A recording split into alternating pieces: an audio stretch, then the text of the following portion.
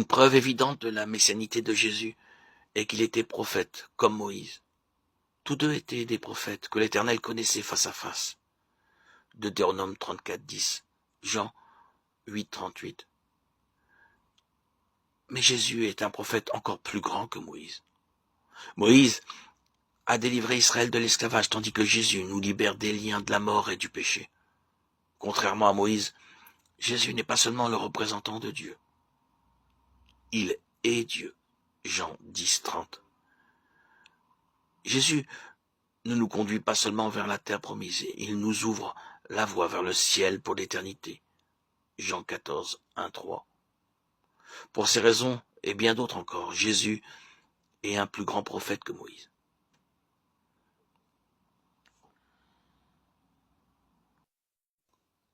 Aucune parole mauvaise ne doit sortir de votre bouche.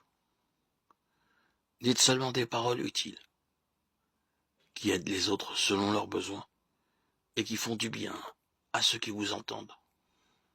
Éphésiens 4, 29. Nous le savons, Dieu n'écoute pas les pécheurs, mais il écoute celui qui est fidèle envers lui et qui fait sa volonté. Jean 9, 31.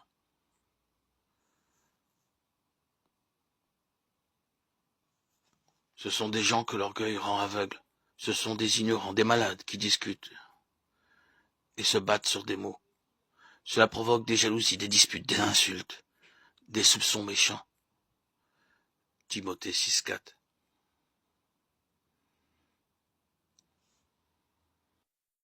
Jésus n'est pas le Fils de Dieu. Dans le sens humain du terme, Dieu ne s'est pas marié, n'a pas eu de fils, n'a pas eu de rapport sexuel avec Marie. Jésus est le Fils de Dieu dans le sens qu'il est Dieu, manifesté sous forme humaine. Jean 1, 1, 14. Il est le Fils de Dieu de par sa conception en Marie, par le Saint-Esprit.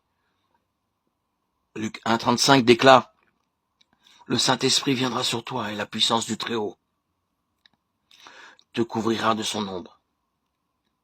C'est pourquoi le Saint-Enfant qui naîtra sera appelé Fils de Dieu. »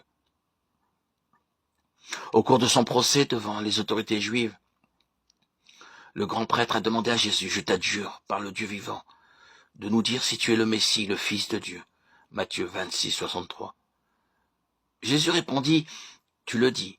De plus, je vous le déclare, vous verrez désormais le Fils de l'homme assis à la droite du Tout-Puissant et venant sur les nuées du ciel. » Matthieu 26, 64. Les chefs juifs ont réagi en l'accusant de blasphème. Matthieu 26, 65, 66. Par la suite, devant Ponce Pilate, les Juifs lui répondirent « Nous avons une loi et d'après notre loi, il doit mourir parce qu'il s'est fait fils de Dieu. » Jean 19, 7. Pourquoi cette revendication serait-elle considérée comme un blasphème digne de la peine de mort? Les chefs du peuple comprenaient exactement ce que Jésus voulait dire par fils de Dieu. Être le Fils de Dieu revenait à avoir la même nature que Dieu. Le Fils de Dieu est divin.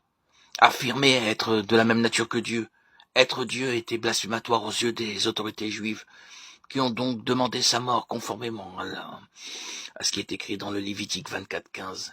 Hébreux 1, 3 dit très clairement, le Fils est le reflet de sa gloire divine et l'expression de sa personne.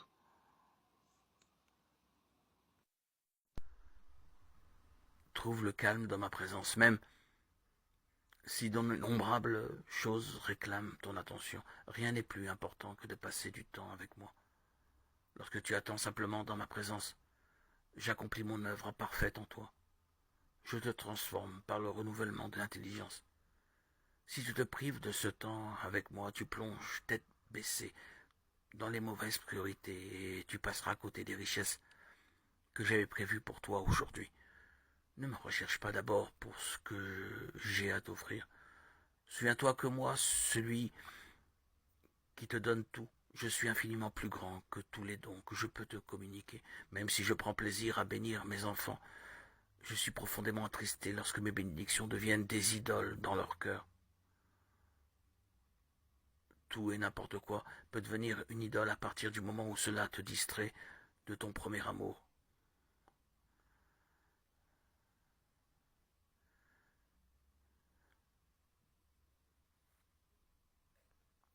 Lorsque c'est moi qui suis le désir suprême de ton cœur.